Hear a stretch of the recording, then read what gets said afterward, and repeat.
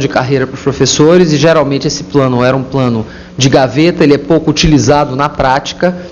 Há uma baixa atratividade da carreira devido, é o que eu já ressaltei, só estou trazendo uma observação agora, falta de reconhecimento social, baixos salários e desinteresse dos alunos, isso são pesquisas da Fundação Carlos Chagas conosco, e 14%, quando considerar que 14% do total de universitários no Brasil são alunos em cursos na pedagogia e na licenciatura e na gestão escolar, sendo que só 3% dos cursos de pedagogia são considerados excelentes pelo ENAD, Exame Nacional realizado pelo MEC para o ensino superior.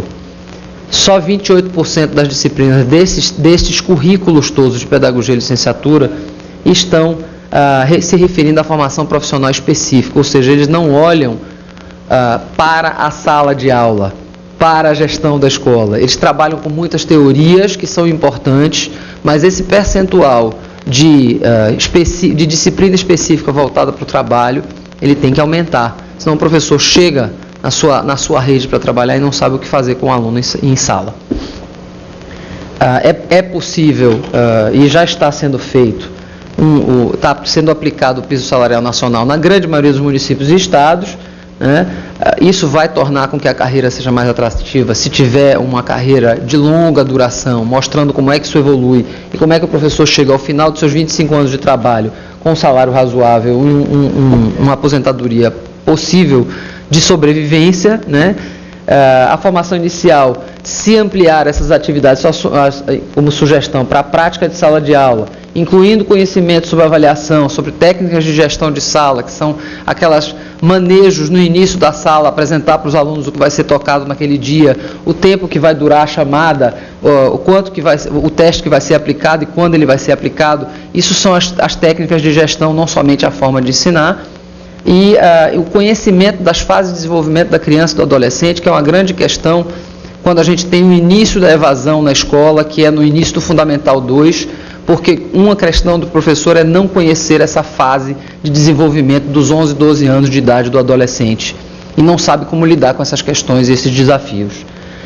Isso tem base também em pesquisas nacionais e internacionais, uma delas é a nossa da Fundação Vitor Tivita com a Fundação Carlos Chagas.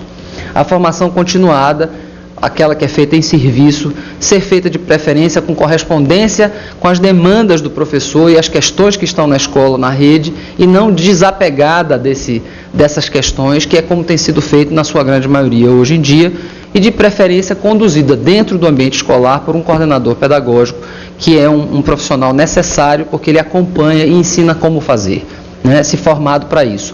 Hoje ele existe em alguns estados, mas ele trabalha com questões burocráticas e precisa estar voltado para a aprendizagem. E o currículo? Ou é proibido falar esse nome? A gente brincou muito lá em New Haven, como a Alex mencionou, de que o currículo é uma palavra tão feia que vira um apelido do inimigo de Harry Potter, por exemplo, ser chamado de Voldemort, né? Então hoje a gente pergunta se podemos falar de currículo ou não. Será que temos que falar de expectativa de aprendizagem? Será que temos que falar de direitos de aprendizagem? Tudo isso vale. O importante é que tenhamos uma base nacional e que seja enriquecida, né, com as questões regionais, atenta às necessidades do país como um todo e enriquecida com as questões de cada lugar, porque o Brasil é um continente praticamente, né? Ela tem que ser atrelada necessariamente e guiar a formação inicial e continuada dos professores, como também guiar a avaliação de larga escala que é feita no país. O ideal, então, detalhando um pouquinho desse currículo, o que é que a gente imagina que deva ser um currículo brasileiro comum e com seus enriquecimentos regionais que já existem produzidos em vários estados, é o que o professor deve ensinar, o que se espera que os alunos saibam, para que os pais também saibam o que é isso ao final do período, como os conteúdos têm que ser organizados, as estratégias que os educadores devem utilizar, né, para ensinar os conteúdos, e as orientações didáticas com exemplos de atividades e como avaliar esse progresso do estudante. Isso é o que um currículo deveria ter para ficar claro, tanto para a comunidade escolar como para famílias. Então, o modelo que a gente recomenda que seja necessário, sob o ponto de vista de articulação, olhando para um sistema que funcione, é um modelo que tem um currículo base enriquecido, que tem uma avaliação associada a esse currículo, uma formação associada a esse currículo, com a gestão não só da rede como das escolas, puxando todas esses temas. Eu agradeço, Alex, novamente, e coloco à minha disposição meus contatos, caso haja necessidade.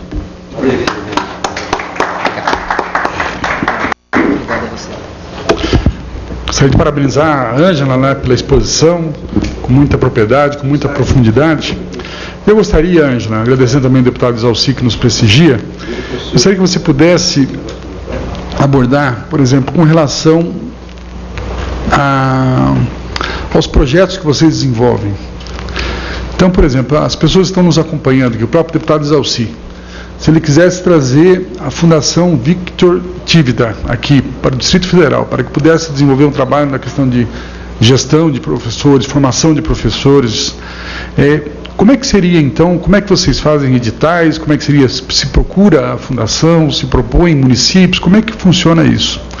Outra questão, dessas melhores experiências que vocês, do professor Nota 10, você lembraria de alguns desses anos aí, as experiências que na tua visão, que você pudesse também dividir conosco aqui a respeito de algumas práticas que as pessoas fizeram ao longo desses anos, né? Então, se você pudesse estar nos trazendo então mais informações a respeito tanto de como acessar esses programas, tá? Porque no meu caso, eu sou do Paraná, me interessa pessoalmente, estar falando aqui com o Euclides, inclusive nós podemos levar a fundação para poder desenvolver o trabalho, seja com uma cidade, com um grupo de cidades que a gente pudesse estar realizando trabalho com a educação pública lá no estado, e também essa experiência que você pudesse, até porque o presidente da comissão, o Gabriel Chalita, ele propôs agora nesse ano que ele é o presidente da comissão, que nós façamos o Observatório da Educação, ou seja, nós vamos estar indo aos estados para poder exatamente levantar em cada um desses estados quais são as boas práticas que se faz lá. E até para que a gente possa mostrar essas experiências e levar para outros estados, para o Brasil como um todo. Então nós vamos estar fazendo vários eventos, começa agora na semana que vem no estado de São Paulo, e os deputados estão articulando então, junto aos núcleos de educação, junto às secretarias de educação, junto às prefeituras, para que nós possamos mostrar as melhores práticas então que acontecem no determinado estado, para que nós tenhamos aqui depois no próprio site da Comissão de Educação esse observatório nacional com essas experiências. Então, se você pudesse também nos falar a respeito de algumas experiências que foram exitosas e que foram premiadas, inclusive, pela Fundação Victor Tivita. Alex, a Fundação tem feito, ao longo dos seus anos, algumas, e tem evoluído, obviamente, como qualquer organismo. Principalmente a Fundação tem trabalhado 5 editais, mas mais na distribuição das revistas, que elas são produzidas a um preço subsidiado e negociadas via edital ou via até negociação direta com secretarias municipais e estaduais no Brasil. Nós também participamos do edital de publicações do MEC, onde essa revista Nova Escola é distribuída para as escolas do país inteiro, acima de, se não me engano, acima de 150 alunos. Hoje a Fundação está produzindo, é uma novidade isso, que inclusive eu não citei, que vai ser um trabalho, uma atividade mais direta de formação de professores, que a revista não é, a revista é uma atividade indireta, ela qualifica, porém não forma. Nós estamos terminando um piloto e iniciando um outro em formação de professores na leitura e escrita da educação infantil. Isso é em parceria com a Fundação Itaú Social e está sendo feito com professores da Prefeitura Municipal de São Paulo e de alguns municípios do interior indicados pela Fundação Itaú Social. Isso vai ser expandido, não só através do site da Fundação Victor Tivita, como também na parceria com as outras instituições e secretarias interessadas. O segundo piloto é de matemática na educação infantil e ensino fundamental. Está em curso agora, está no segundo módulo de piloto. Ao fim do piloto nós vamos implementar a formação contínua. É um curso para formação continuada de didáticas específicas, ou seja, como ensinar matemática, como ensinar leitura e escrita na educação infantil. Quanto aos exemplos que você pede, como nós já temos mais de 150 projetos, eu vou trazer alguns exemplos mais recentes. Por exemplo, como eu falava, que a educação infantil é tão importante, a educadora do ano de 2011, se eu não me engano em termos de data, uma moça de Belo Horizonte chamada Silvia, ela teve um projeto numa favela extremamente violenta de Belo Horizonte, a Pedreira Parado Lopes, onde ela trabalhava com bebês de 18 a 24 meses. Ela própria criou um tapete sensorial, onde os bebês experimentavam e eram estimulados ao desenvolvimento dos seus 5 sentidos. No sentido do paladar, no sentido do tato, dos cheiros. Ela utilizava alimentações diferentes. Ela criou um tapete sensorial onde eles podiam pegar em coisas mais ásperas, coisas mais macias, onde eles podiam, no engatinhar da criança de 18 meses, trabalhar isso. Você se espantaria, diria, como assim que uma professora numa favela, na educação infantil, no ensino municipal, pudesse fazer isso? Mas isso existe no Brasil, e é por isso que existe a valorização que a gente faz.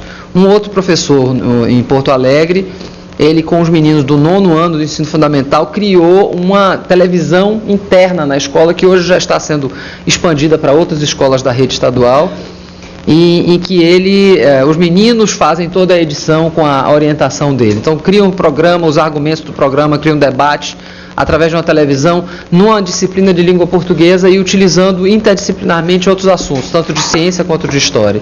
Esses projetos estão disponíveis, completamente disponíveis, vídeo, recomendações dos especialistas a respeito deles, no site do Prêmio Vitor Tivita.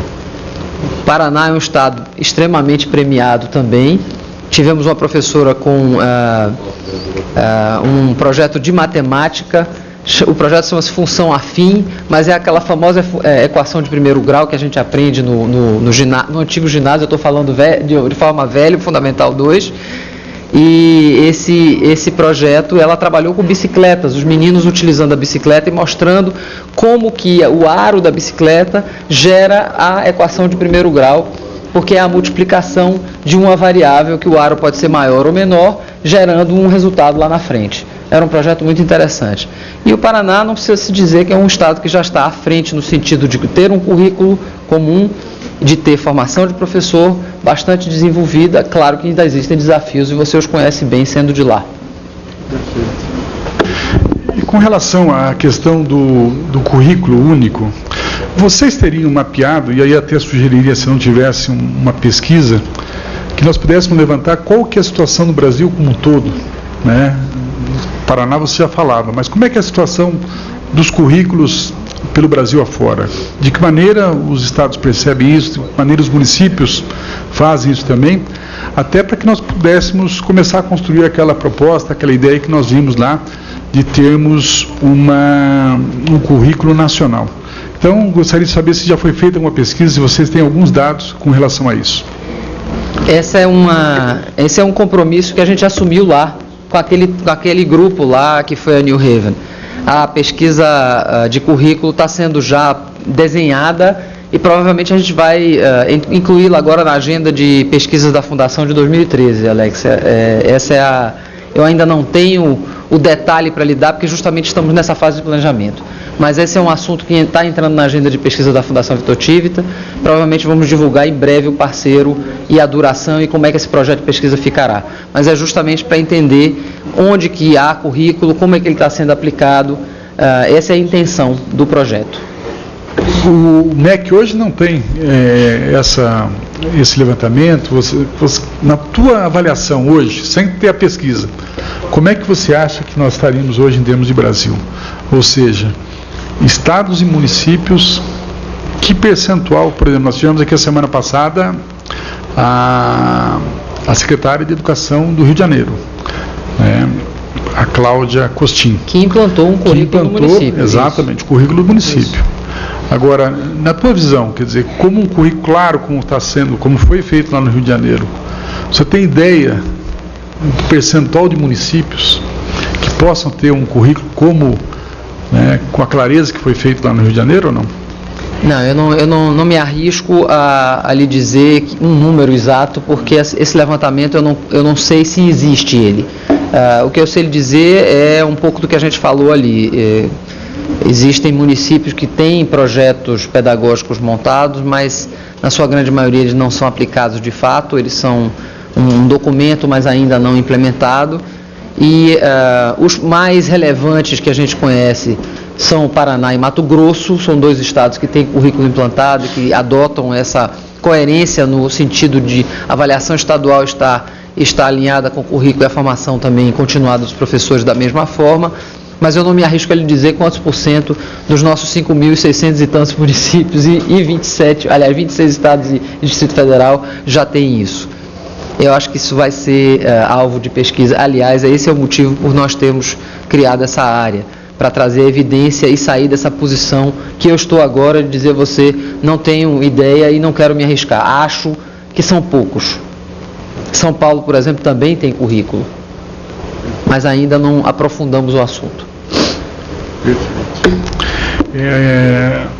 Deputado Exaussi, gostaria de fazer uma manifestação, deputado? Eu só quero parabenizá-lo pela iniciativa, né? Acho que nós precisamos conhecer realmente os exemplos de sucesso que nós temos no Brasil, é importante, né? Nós estamos trabalhando aí a reforma do ensino médio e a educação de um modo geral, né? Então essas iniciativas, elas são de suma importância, essas experiências, né? E a gente não tem essa vivência, né? Quer dizer, o próprio Ministério da Educação também não tem muito acompanhado essas experiências que existem no Brasil. Então, ele tem muitas experiências boas, né?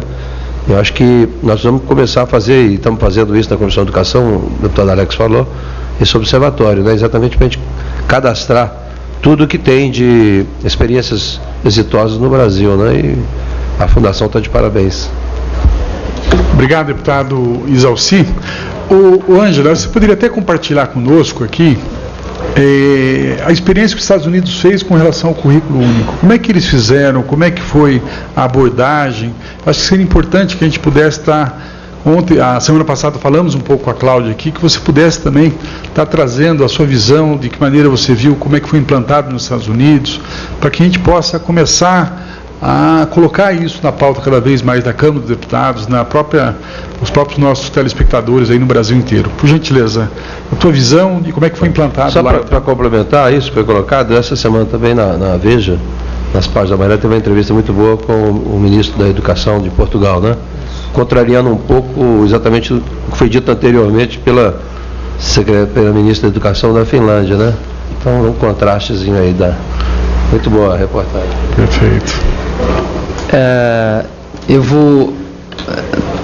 O que eu vi de mais fascinante na experiência de construção desse currículo comum americano, e que é muito recente, e por isso mesmo ele ainda não foi avaliado, é o fato dele ter sido construído de uma maneira muito transparente e democrática, e ter partido não do Ministério da Educação americano, mas sim dos estados, e da iniciativa dos governadores americanos e dos secretários estaduais de educação americanos, que perceberam que a sua formação profissional em nível universitário ela era muito deficitária.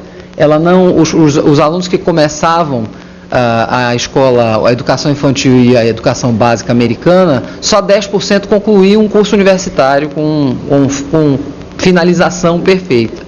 E eles não podiam considerar isso como sendo uma coisa positiva num país que tem vendido a educação de qualidade para o mundo inteiro e seus próprios filhos não estavam completando.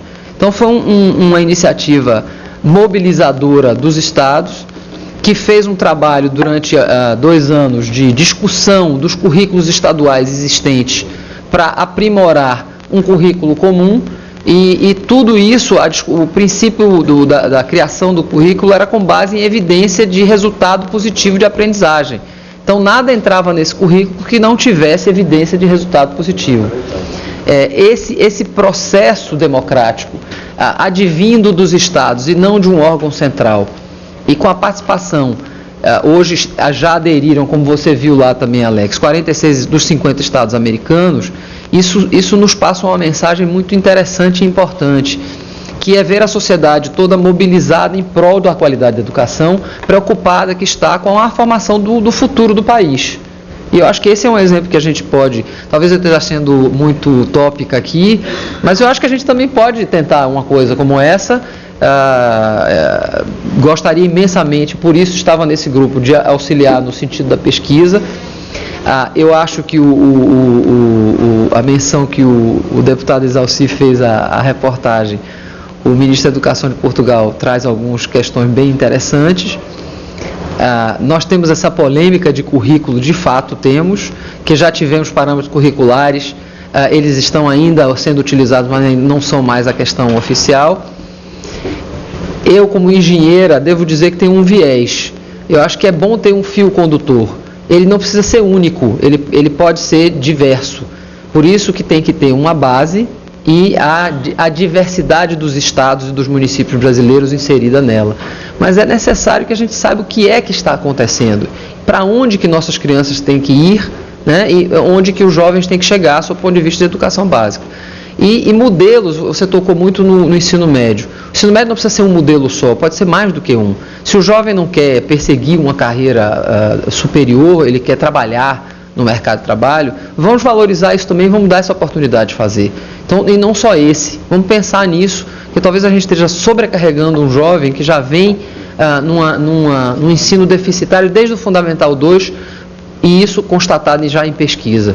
Eu não me arrisco muito a achar muitas coisas, eu prefiro ter o dado de pesquisa, e já existem pesquisas muito bem feitas. E não tenho a menor dúvida, não só pelo Prêmio Vitor Tivna, por outros prêmios que premiam educadores e gestores no Brasil, que existem sim profissionais de altíssima qualidade fazendo coisas aí pelo Brasil afora, e que muitas vezes não aparecem porque não se sentem, têm uma autoestima muito baixa e não se sentem senhores de ter feito alguma coisa de boa qualidade. É esse o motivo de que a sociedade precisa olhar para esses profissionais como profissionais, não como um talento divino. São pessoas que têm que estudar muito, estudar ao longo da sua vida inteira para serem bons professores, mas que a gente, como aluno, se a gente se lembrar lá atrás dos bancos da escola, a gente vai se lembrar daqueles que eram bons e que nos conduziram aonde nós estamos hoje. Professores que fazem a diferença. Isso. Exatamente. Eu não sei se alguém da plateia também gostaria de fazer algum questionamento, fazer alguma observação aqui à nossa palestrante, mas é só citar a questão lá de New Haven, viu, Isalci? Falando a respeito da questão do currículo único dos Estados Unidos. Então, como é que eles fizeram? Eles pensaram o seguinte: o que é que nós queremos que o jovem, quando chegar à universidade, qual o conhecimento que ele tenha? Quais são as habilidades? E aí, baseado naquilo, eles foram dividindo ano por ano para saber o que cada aluno precisa saber num determinado ano. Foi um trabalho muito interessante, né? É um desafio fantástico que eles fizeram, né? E aquilo que a própria Ângela falava, quer dizer, não foi imposto, não foi um negócio que o Ministério da Educação veio e falou, vai ser assim. Foi uma coisa construída, os estados que quiseram aderiram, ninguém foi obrigado a seguir aquilo, tanto é que dos 50, né, 46 aderiram a esse currículo, mas com a clareza que eles tinham o seguinte: nós não estamos preparando bem o jovem, né? Quando você pegar a própria questão do exame PISA, né, os Estados Unidos não está numa boa posição. Como é que nós vamos ser daqui a alguns anos? Então, esse esforço que foi feito, eu acho que é uma discussão importante que nós temos que fazer aqui no Brasil, né? De que maneira nós podemos pensar nessa situação, de que maneira nós estamos preparando os nossos jovens, né? E se através do currículo único, como você diz, através de um fio condutor, a gente possa ter a clareza, né? Tanto para os alunos, o que ele tem que saber, para os pais, né? Os professores, o que tem que ministrar, né? E chegar a cada dia saber realmente o que vai ser dado naquele dia, o que ele tem que aprender naquele dia específico. Eu acho que isso é um avanço importante que nós temos que buscar para a educação brasileira. E, Ângela, outra questão é com relação à formação dos professores, mas na academia. Vocês têm alguma pesquisa, por exemplo, com relação à visão que as universidades, as faculdades têm do profissional que estão formando? Né? Você dizia o seguinte: não se forma o profissional para dar aula, né? É muita teoria, são os pensadores, mas você formar claramente o professor para ir para a sala de aula. E vocês têm alguma pesquisa com relação a isso? E como é que a academia está vendo isso? Você acha que a academia está se apercebendo que eles precisam efetivamente mudar para poder atender aquilo que o país efetivamente precisa? Nós temos uma pesquisa, sim, feita com a parceria da Fundação Carlos Chagas. Essa pesquisa foi lançada em 2009, já tem alguns anos de lançada. Inclusive uma outra sobre formação continuada também, que não é essa que nós estamos referindo academicamente. Isso tudo vem, eu acho que a academia sim está começando a reagir, principalmente com a participação da CAPES e do MEC nesse sentido. mas ainda precisamos avançar com um pouco mais de agilidade. Isso tudo advém, e é preciso que a gente não esqueça dos contextos históricos e as condições que nós tínhamos aqui e que temos ainda. A universidade brasileira ela é pautada no modelo europeu-francês e que é voltado e que precisa sim ser voltado para a pesquisa. O Brasil também precisa de pesquisa e precisa de trabalhos avançados de pesquisadores. Até o advento da Lei de Diretrizes e Bases de 96, a formação do professor podia ser feita em nível de magistério. E aí se tinha assim, uma dose muito elevada de práticas de sala de aula, a didática era ensinada específica, e com a migração da formação inicial do professor não poder ser mais em nível médio de magistério e passar a ser em nível superior, o que acontece é que migra de um modelo muito voltado para a prática para um modelo muito de pesquisa e de extensão voltado para a teoria. A gente, nesse meio de caminho, não soube adaptar. Por quê? Porque o modelo do ensino superior, ele privilegia a pesquisa, ele valoriza a publicação, ele valoriza pesquisa e extensão e não aplicabilidade na prática. E aí a gente não pode se limitar a dizer que isso incide somente sobre a carreira docente. Incide sobre a engenharia, só não incide sobre a medicina, porque a medicina tem um modelo muito forte de prática nos seus anos finais. Então, no ano final de medicina tem um internato, com mais 2 anos de residência, então a prática está muito presente ali. E o médico não pode aprender a ser médico se ele não trabalhar diretamente sobre o corpo humano. Hoje já existem técnicas e tecnologia muito mais avançada, mas ele precisa conhecer muito bem. O professor também precisa conhecer muito bem como é que ele trabalha com o aluno em sala de aula. Então existem já modelos hoje de formação docente, não só fora do Brasil, como também em alguns recantos do Brasil, onde o professor, na sua formação, ele durante 1 ano, 2 anos, ele está estudando e ao mesmo tempo ele está exercendo um estágio probatório em escolas da rede pública. Hoje a CAPES tem o PIBID, que também está incentivando isso, uma bolsa de iniciação à docência. Então eu acho que sim, a academia já está começando a se mover. Ainda há uma resistência, e é compreensível que sim, porque o professor universitário ele só cresce na carreira dele se ele publicar, se ele pesquisar. Então por que motivo ele estaria se voltando a trabalhar com uma coisa tão aplicada como o ensino da sala de aula, que a ele, sob o ponto de vista de carreira, não trará nada. Nós temos que pensar nessas pequenas coisas que impedem que isso deslanche de forma mais ágil. Esse modelo, vamos estimular. Estão surgindo aí novidades, eu sei que o Mozart, que é Conselheiro Nacional de Educação, está fazendo uma iniciativa na Universidade Federal de Pernambuco, que me parece ser muito interessante, com estímulo à universidade trabalhar com a formação docente mais prática, voltada para a sala de aula. E eu tenho certeza que em outros lugares isso está surgindo também. O grande desafio é que um número muito grande de professores em pedagogia está se formando com a educação à distância, numa iniciativa que é positiva, sim, para a ampliação do ensino superior no Brasil, que é a Universidade Aberta, e outras, principalmente privadas, de educação à distância. Mas esses modelos, também uma outra pesquisa nossa de estudo da pedagogia à distância, estão reproduzindo as questões do ensino presencial, que é trazer só teoria e pouca prática. A gente tem que olhar para o profissional, principalmente docente, com mais prática, mais prática, mais prática. Eu vou ser bem chato aqui, porque ele tem que saber, ele não pode chegar e ser jogado numa sala de aula com as crianças, porque quem vai sofrer com isso não é ele, são as crianças. A criança que não aprende, a criança que vai ficar no meio do caminho, a criança que vai evadir, que vai repetir. E a criança não é responsável por isso. O que a gente precisa é fazer com que o professor ensine bem e as redes de educação apoiem o trabalho desse professor, apoiem essa escola a ter uma infraestrutura adequada e apoiem o gestor para que ele trate da aprendizagem e não apenas do telefonema que tem que ser atendido, do dinheiro que tem que ver. Essas questões precisam ser vistas com muito cuidado.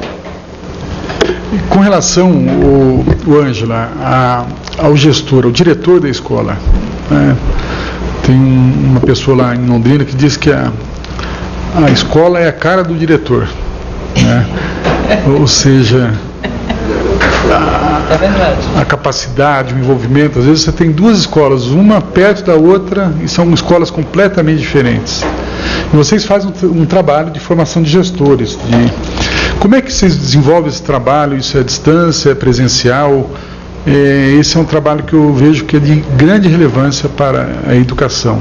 E também, se vocês têm alguma pesquisa de como é que são escolhidos os diretores no país, né? Se são por eleição, se são nomeados, e na sua visão, qual seria o melhor modelo para a gente poder aplicar? Acho que o deputado Zalci gostaria de... A minha fala era exatamente essa, nesse sentido, da gestão, que eu acho super importante, e você falou uma coisa muito, muito importante, quer dizer, a escola é a cara do diretor mesmo, né? Agora, os critérios, a gente tem politizado muito a gestão pública nas escolas, e estamos trabalhando nesse sentido aí, de mudar um pouco isso aí. Então, essa pergunta é a que eu faria, né, para saber qual é a posição com relação à eleição para diretor e as pesquisas que vocês têm sobre isso. Nós fazemos qualificação por meio da revista, não formação. Existem cursos de formação de gestão, sim, um deles é promovido pelo próprio Concede, que é o Progestão. A qualificação através da revista, ela não é direta, portanto, ela insinua, ela mostra exemplos, mas ela não forma. Nós premiamos os gestores no prêmio também. É importantíssimo, nós temos uma pesquisa, sim, feita pela professora Heloísa Luc, do CEDAP lá do Paraná, olhando para essa questão não só da eleição, como da formação e da seleção de diretores de escola no Brasil afora. A grande maioria dos estados e municípios faz eleição, o que é um modelo muito positivo, e muitas vezes combinado, a maior parte deles combina com a indicação de diretores, principalmente quando há vamos dizer, uma questão de descontinuidade da gestão do diretor, por questão de saúde, ou porque ele teve que sair por uma questão pessoal. O único lugar do Brasil onde o diretor é concursado é o estado de São Paulo. Os outros estados todos são por eleição ou por indicação política. A gente acredita, e a pesquisa indica, que a melhor maneira é fazer uma mesclagem de modelos, não fazer apenas não fazer só a eleição, fazer a eleição, mas permitir a indicação.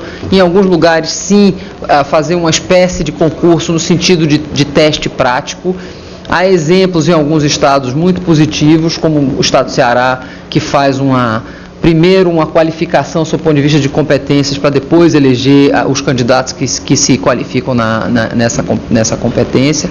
Essa pesquisa já é de 2010, está disponível também no site de Estudos e Pesquisas Educacionais da Fundação, podem olhar. E eu trouxe, Alex, aqui, essas pesquisas estão todas nesses livros, que foram distribuídos. Eu trouxe um exemplar de cada um dos livros de Estudos e Pesquisas da Fundação para que vocês possam ter acesso. Se você precisar de mais exemplares, pode contar conosco, eu mando para cá.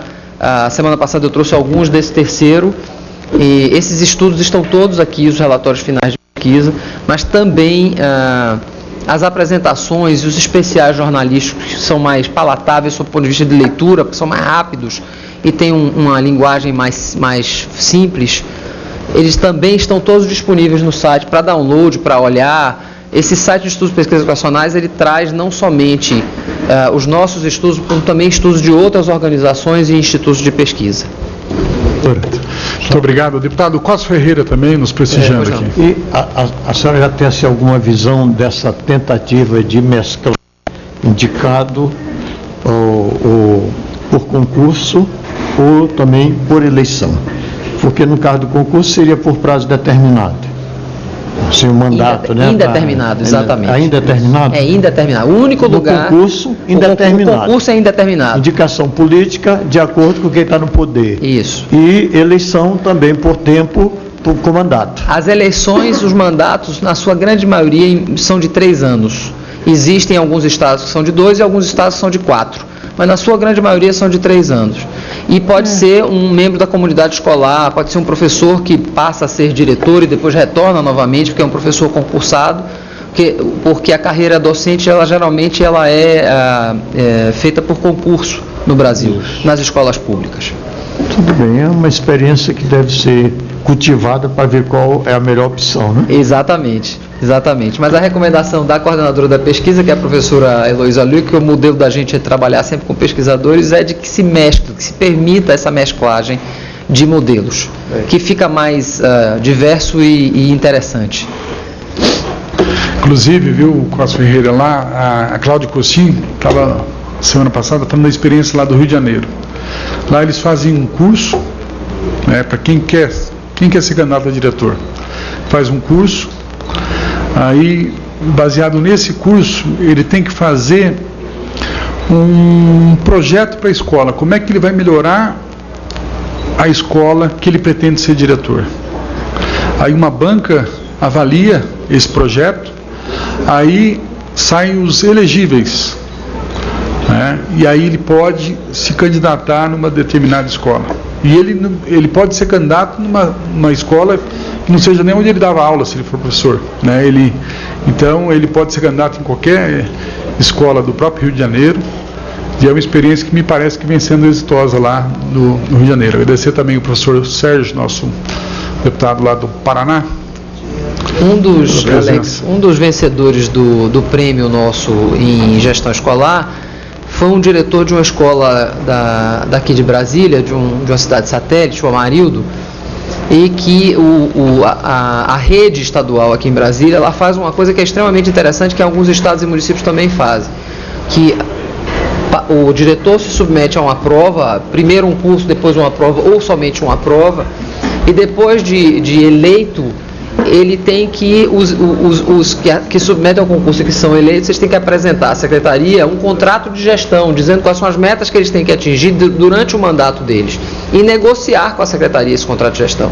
Então isso é muito importante para um gestor, para um diretor, onde ele diz claramente o que é que ele quer atingir, sob o ponto de vista de notas no IEB, de número de professores presentes em aula, sem absenteísmo, o trabalho de formação dos próprios professores, como é que é o comparecimento das famílias na escola. Então essas metas são muito importantes e deveria ser o papel do gestor. E na visão da capacitação, ele se inteira da sua responsabilidade, que eu acho que realmente é uma saída bem interessante e até inteligente, né? Sem dúvida. Porque o pretendente, ele tem que se capacitar para poder, dentro da sua aptidão e das exigências da capacitação, ele exercer com desenvoltura o seu trabalho, né? Exatamente. E a secretaria fazendo o seu papel, que também é importante, de monitoramento dessas metas, né? Não adianta só dizer eu vou fazer, mas se ninguém fiscalizar também não vai resolver. Perfeito. Agradecer também a presença do deputado Lelo Coimbra, nosso vice-presidente, aqui também nos prestigiando. Eu não sei se o deputado Zalci gostaria de... Não, era só para reforçar, porque nós tivemos essa experiência em Brasília, exatamente essa, né, que tinha que fazer primeiro, tinha os pré-requisitos, né, fazer a prova, depois tinha a questão de eleição, mas depois apresentar também um projeto, né, com metas e tal. Mas aqui, infelizmente, a educação no Brasil não é um projeto de Estado, é um projeto de governo. Então muda o governo, muda tudo, né? É a mesma coisa, o diretor está tocando bem a escola, muda o diretor sem continuidade, né? Esse é o grande problema, acho. Apesar, deputado Zalci, dessas eleições que ocorrem, que foram identificadas nessa pesquisa, permitirem a recondução por um mandato a mais, né? Mas continuidade só tocou num ponto extremamente relevante. Precisa ser uma política de Estado, porque a educação não se faz nem em 2, nem em 3, nem em 4. Tem que demorar um pouquinho mais. A criança só se forma depois minimamente do fundamental. Eu não sei se mais algum parlamentar, professor Sérgio, Lelo... Então eu gostaria de agradecer muito a presença da Ângela aqui conosco. Daqui a pouco nós começamos a nossa reunião da Comissão de Educação. Agradecer a sua vinda, Ângela. Muito obrigado pelas suas colaborações, pelo trabalho que a Fundação Victor Tivita tem feito pela educação brasileira. Acho que um relevante serviço, sem dúvida alguma. E dizer que tanto a Frente Parlamentar como a Comissão de Educação, elas estão à disposição para que a gente possa continuar trabalhando, continuar pensando, continuar sonhando, né, com a educação que nós queremos. Eu acredito muito no sonho, né, a capacidade que nós temos de sonhar sonhos, professor Sétimo, para a nossa sociedade brasileira, e através de um trabalho articulado, através da capacidade de cada um de nós transformar esses sonhos em realidade.